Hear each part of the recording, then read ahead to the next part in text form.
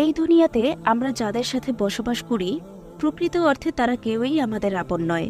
যখন প্রকৃত আপন এই শব্দটা আসে তখন রবের নামে চোখে ভাসে, আল্লাহ পাকের নামে চোখের সামনে ভাসে।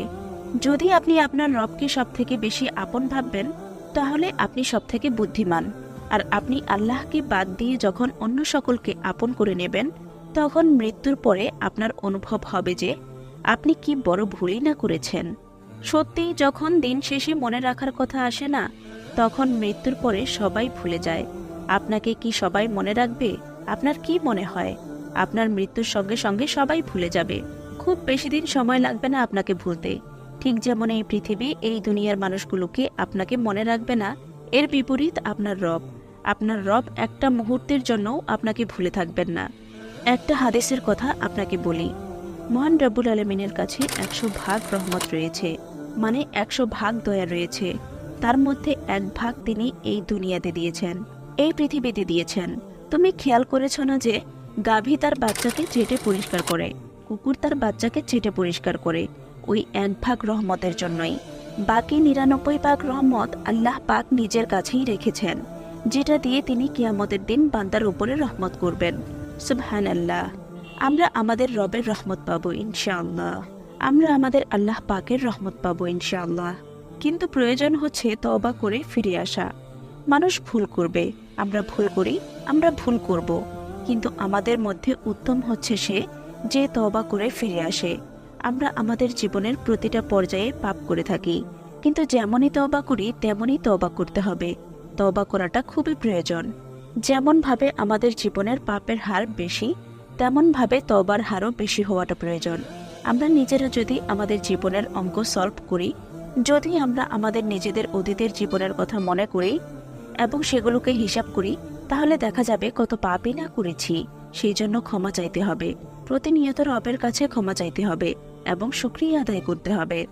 জীবনের যে পর্যায়ে আপনি আছেন এমনটা নয় যে আপনার জীবন সব থেকে বেশি বিশ্রী, আপনার থেকেও কঠিন জীবন হয় না এমনটা নয়।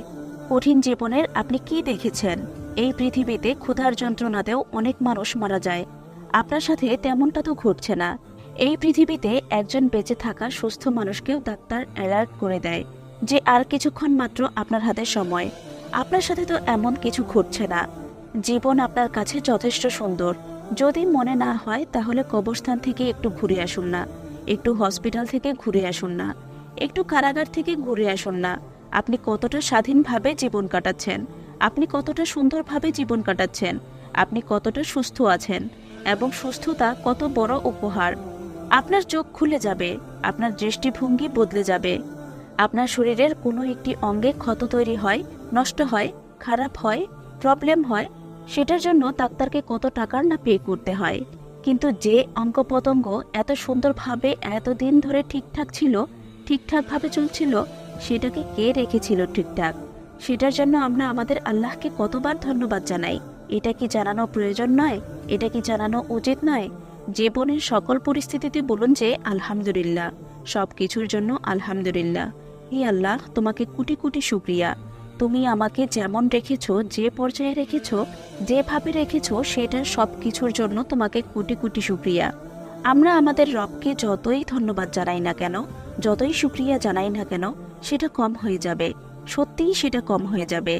আমাদের জীবনের অপরাধ, আমাদের জীবনের পাপগুলোর আমাদের তওবা করতে হবে, এবং শুধুমাত্র মুখে তওবা করলে হবে না। যে তওবা আমরা করেছি সেই তওবাটাকেই ফিল করতে হবে। আমরা যদি একটু লিখি, আমরা যদি আমাদের নিজেদের জীবনের অঙ্ক কষি, তাহলে আমাদের কাছে স্পষ্ট হবে যে আমরা কতই না অন্যায় করেছি, কতই না অপরাধ করেছি। সেটার জন্য কতটা তওবা চাওয়া উচিত, কতটা ক্ষমা চাওয়া উচিত, কতটা মাফ চাওয়া উচিত।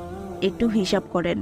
আমাদের বলা উচিত মহান রব্বুল আলামিনকে যে হে আল্লাহ, আমি কত পাপ করেছি, সব কিছু স্বীকার করেছি। আমি যত অন্যায় করেছি সব কিছু স্বীকার করছি। আমি জানি তুমি ছাড়া আমাকে কেউ মাফ করতে পারবে না, কেউ ক্ষমা করতে পারবে না।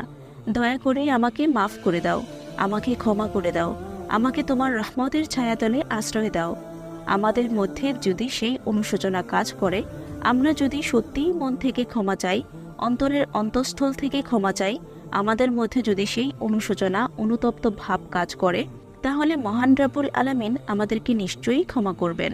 শুধু আমরা যে ক্ষমা চাইছি, আমরা যে আমাদের কৃতকর্মের জন্য অনুতপ্ত, সেটা আমাদের রবকে বুঝতে দিতে হবে। সেটা আমাদের আল্লাহ যেন অনুভব করে, সেটা আমাদের রবের সামনে মন থেকে প্রকাশ করতে হবে। মন থেকে বলতে হবে, সত্যি বলতে তার দয়া সম্পর্কে আমাদের কোনো ধারণা নেই। আমরা তো ক্ষমা করার কথা বলছি, কিন্তু সত্যি যদি আমাদের মনে সেই অনুতপ্ত, সেই অনুশোচনা ভাব কাজ করে, তাহলে তিনি হয়তোবা আমাদের গুনাহ সেগুলোকে নেকিতে পরিণত করে দেবেন। পবিত্র কোরআনের মধ্যেই তো মহান রব্বুল আলামিন উল্লেখ করে দিয়েছেন, তারা যারা তওবা করেছে, যারা ঈমান এনেছে, যারা বেশি বেশি সৎ আমল করেছে, এরাই তারা যাদের সমস্ত গুনাহকে আল্লাহ পাক নেকি দিয়ে পরিপূর্ণ করবেন। আমরা যখন ভালো কাজের দিকে ফিরে আসতে চাইব, তখন শয়তান কিন্তু আমাদেরকে বোঝাবে, আমাদেরকে ধোঁকা দেবে যে এত তাড়াতাড়ি কেন, এখনো সময় আছে, এখনো অনেক সময় আছে, পরে তওবা করো, এত তাড়াতাড়ি দিনের পথে আসতে হবে কেন, এখনো সময় আছে, আগে পড়াশোনা শেষ করো, চাকরি বাকরি করো, পরিবার তৈরি করো, নিজের জীবনে প্রতিষ্ঠিত হও, দেন তারপরে বৃদ্ধ বয়সে একটু হজ করে আর হাজি টাইটেল নিয়ে তওবা করে নেবে। শয়তান আপনাকে আমাকে বোঝাবে, এমনভাবেই বোঝাবে। নিশ্চয়ই শয়তান মানুষের প্রকাশ্য শত্রু। এটা আমাদের মনে রাখাটা প্রয়োজন, আমাদের মনে রাখা উচিত। এবং ইবলিশ কিন্তু অনেক স্মার্ট, তার একটা নির্দিষ্ট বয়স হয়েছে, তার অনেক বয়স হয়েছে, তার অভিজ্ঞতা এখন অনেক বেশি। সে এখন জানে মানুষকে কিভাবে বিপদে ফেলতে হয়। এরপর যত সময় যাবে তার অভিজ্ঞতা বাড়বে, সে জানে মানুষকে কিভাবে পথভ্রষ্ট করতে হয়, কিভাবে দিকভ্রষ্ট করতে হয়। ইবলিশ এতটাই চালাক যে সে মানুষকে নেক্সট স্রোতের মাধ্যমে ধোঁকা দিতে থাকে।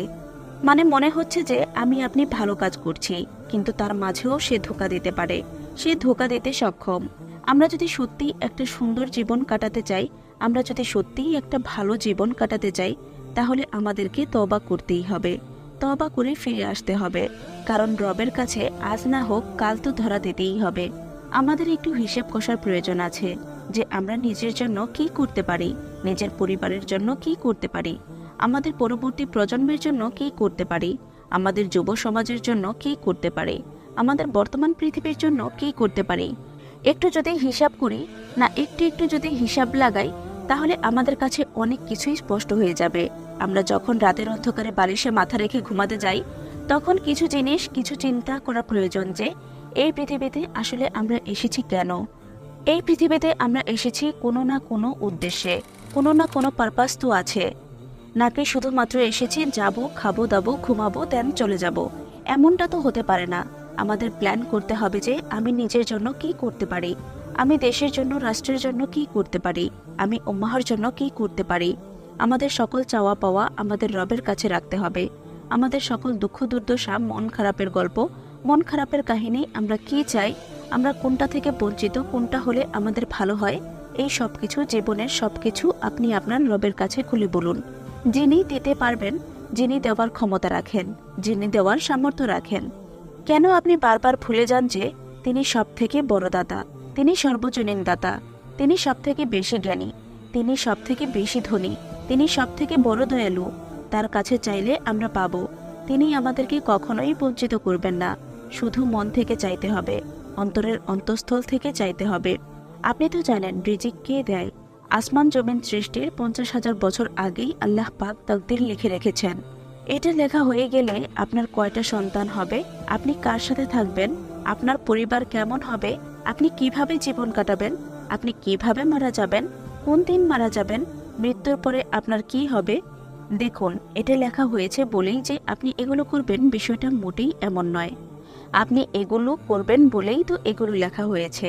কারণ আপনি কি কি করবেন সেই রব, সেই স্রষ্টা, সেই সৃষ্টিকর্তা আগে থেকেই জানেন। আর যখন আমরা জানি যে মহান রব্বুল আলামিন সমস্ত কিছু জানেন, তখন আমাদের দোয়া করারই বা কি দরকার আছে। আমাদের রবের শরণাপন্ন হওয়ার, রবের কাছে আরো মন খুলে বলার সুযোগ তৈরি হয়। তখন আমাদের দোয়া করার, আমাদের রবের শরণাপন্ন হওয়ার, রবের কাছে আরো মন খুলে বলার সুযোগ তৈরি হয়। আমরা তখন আমাদের রবকে বলতে পারবো যে আপনি তো সবকিছুই জানেন, আপনি তো আমাদের মনের খবর রাখেন, আপনি তো আমার ভাগ্য, আমার তাকদীরের বিষয়ে জানেন। আপনি দয়া করে আমার জন্য সেটাই করবেন যেটা আমার জন্য উত্তম হবে। আমি তো অজ্ঞাত, আমি তো মূর্খ, আমি তো অত কিছু জানি না, আমি তো অত কিছু বুঝি না। আমি তো জীবনের জটিলতা বুঝি না, আমি জটিল জীবন চাইও না। আমি শুধু আপনার শরণাপন্ন হই। আমি শুধু আপনার কাছে যাই। আপনি দয়া করে আমার জীবনটাকে বেটার বানিয়ে দিবেন, আমার জীবনটাকে সুন্দর বানিয়ে দিবেন।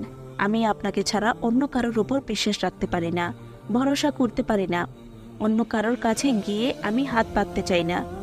আপনি তো সবকিছুই জানেন, আপনি তো তকদির লেখেন, আপনি তো আমার ভালো মন্দের বিষয়ে জানেন, কিন্তু আমি অত ভালো জানি না, অত ভালো বুঝি না। আপনি দয়া করে আমার জন্য সেটাই করবেন যেটা আমার জন্য ভালো।